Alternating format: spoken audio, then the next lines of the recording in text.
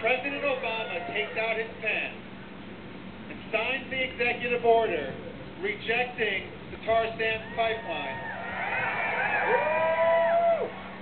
he will not only honor the presence of all of you and the millions of people that you represent, from the ranchers in Texas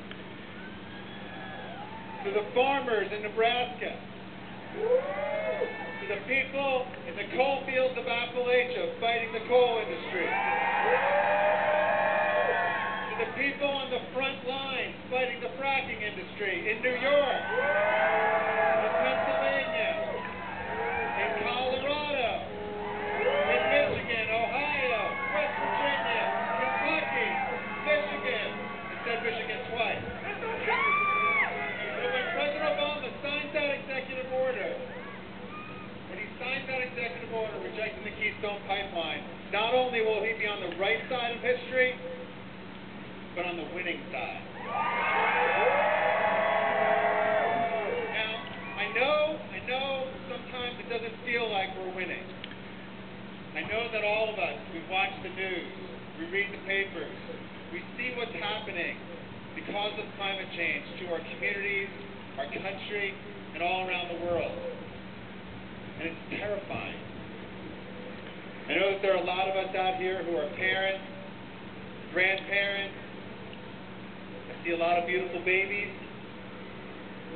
And I know it's terrifying to think about what the world will look like when those kids grow up. I feel that myself.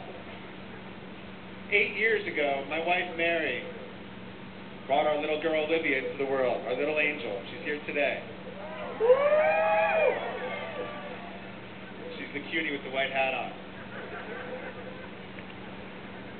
8 years ago, we were in a darkened screening room watching Vice President Al Gore give one of his inconvenient truth speeches. And I remember Mary and I sitting there. We had just brought this beautiful little angel into the world, and we were terrified about what climate disruption would do to that world. We were holding each other's hands, we were squeezing each other's hands, and we were terrified. And let's think about what's happened over those last few years. A lot of the things have proven to be true. Wildfires destroying thousands of homes across the West. A drought that's crippling the Farm Belt. Superstorm Sandy, a 1,000-mile diameter hurricane at the end of October, slammed into the eastern seaboard. Hit the Jersey Shore where I grew up. Flooded the house that my father built, that I grew up in. I came here today to tell you that despite all of this, despite what we're seeing, I am optimistic. I believe we will prevail, and I want to tell you why. 10 years or so ago, President George W. Bush and Dick Cheney, they proposed a plan to build 200 coal-fired power plants all across this country. It was a gift-wrapped present to their fossil fuel buddies. But what they didn't count on is that one of those plants was proposed 50 miles south of Chicago. Sierra Club activists, other volunteers got together. They had never challenged a coal plant before. They pulled the permit application. They taught themselves about the issue. They organized their friends. They filled town rallies. And they shut that plant down. And then citizens from all across the country went toe-to-toe with the coal industry in Wisconsin, in Florida, in Kentucky, in New Mexico. Together we have worked. We have built a coalition of hundreds of organizations, thousands of people, and we are winning. We have defeated coal plants in Florida. We have shut down the 2 dirtiest coal plants on the south side of Chicago. We shut down the coal plant just across the river on the Potomac. I stand here today saying that together, as a movement, we have defeated, we have shut down more than 300 proposed and existing coal-fired power plants all across the country.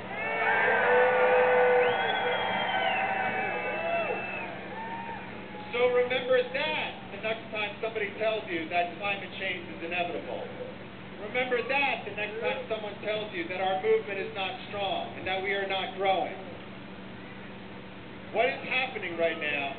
What is happening is that the fossil fuel barons, their lawyers, their spin doctors, their lobbyists are losing their grip on our country's psyche.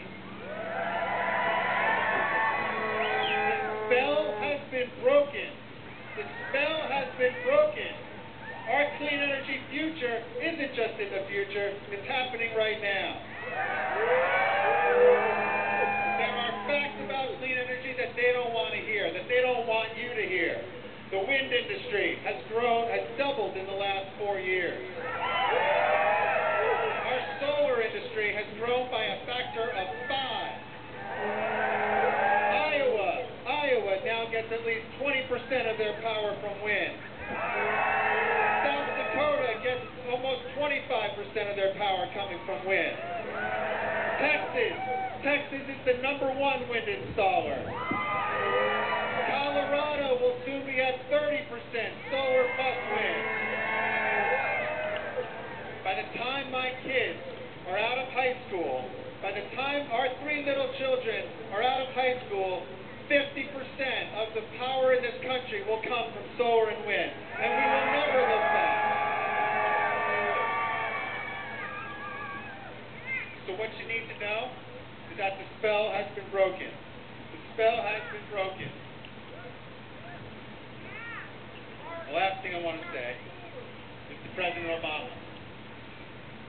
Mr. President, we have heard what you said on climate. We have loved a lot of what you said on climate.